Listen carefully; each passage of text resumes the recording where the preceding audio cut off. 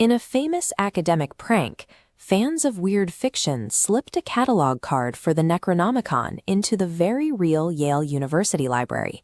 Many readers have fervently believed this dark text exists, but the book, its supposed author Abdul al-Hazred, and the university library it is famously housed in, Miskatonic University, are entirely fictional. The American horror writer H.P. Lovecraft built his fictional world on a highly specific method. He called it evil verisimilitude, the deliberate construction of realistic, mundane elements to ground the impossible and give his horror a sheen of believability. Lovecraft engineered a geographic trap by physically mapping a fictional university onto the prestige and historical dread of real-world New England.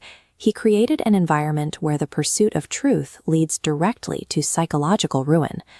Lovecraft anchored this fiction with the town itself. Arkham sits within Essex County, sharing the coast with actual historical settlements. He designed Arkham to borrow heavily from its real-world neighbor, Salem, sharing its exact 17th-century paranoia and the oppressive atmosphere of the 1692 witch trials. The visual cues are specific. Lovecraft used the shadowy gambrel roofs and looming multi-gabled homes of these colonial towns to project a sense of ancient, lingering doom. By hijacking this specific colonial history, the environment does the heavy lifting. Before a student even steps onto the Miskatonic campus, the town's atmosphere has already preconditioned them for paranoia. Once on campus, the environment shifts. Miskatonic's physical layout closely mirrors the elite Ivy League prestige of real-world institutions like Harvard and Dartmouth. Its primary architectural model is Lovecraft's hometown institution, Brown University in Providence, Rhode Island. Lovecraft populated this space with normal collegiate activities. Students join fraternities, write for the campus newspaper, and cheer for a celebrated football team known as the Badgers, or sometimes the Fighting Cephalopods. This bright, athletic exterior exists to hide the university's true function. Miskatonic serves as the ultimate repository for forbidden knowledge, locked away within the restricted collection of the Orne Library. Using a high-prestige template weaponizes our trust.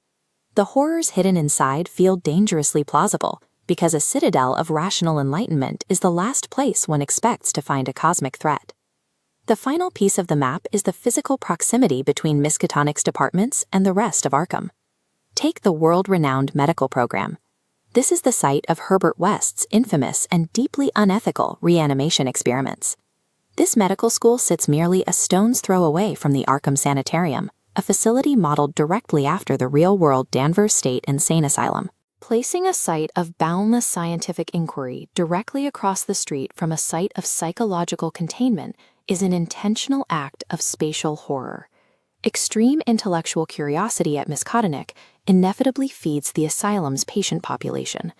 The layout of the town guarantees a perpetual physical cycle of learning, followed immediately by ruin. This brings us to Miskatonic University's official Latin motto, Ex ignorantia ad sapientiam, ex luce ad tenebras. The first half promises standard academia, out of ignorance into wisdom, but the paradoxical second half translates to out of light into darkness. The institution guarantees gaining knowledge requires willfully abandoning the safety of the light. This architectural and philosophical blueprint reflects Lovecraft's core belief in Cosmicism.